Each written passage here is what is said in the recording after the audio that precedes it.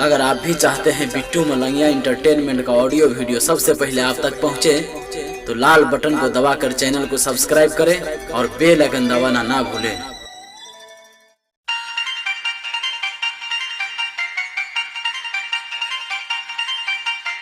Presented by Bittu Malangia Entertainment।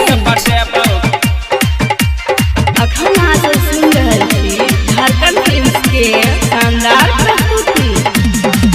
के बियाह छोड़ ससुरा तू गेला, ससुरा से एला एको बेर ने बजेला, एला एको बेर ने बजेला। के छोरी तोरा लगा में ने एबो सामने में दोसर के पटेबो, के छोरी तोरा लगा में ने एबो सामने में दोसर के पटेबो।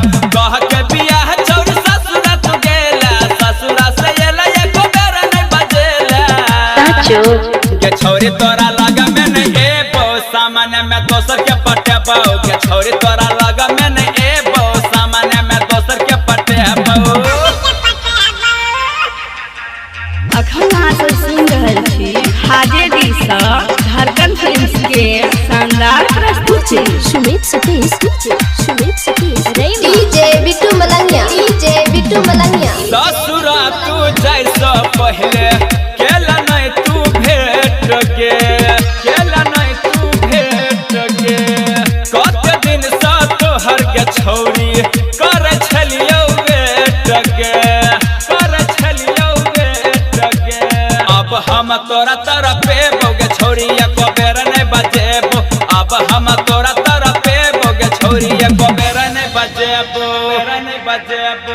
अखन आज सुन रहल छी हाजे दी सा झारखंड फिल्म के शानदार प्रस्तुति। Sumit Satish DJ Bittu Malangiya, DJ Bittu Malangiya. आल रहो घर देखी तोहरा बुझ गलियो बात के, बुझ गलियो बात के।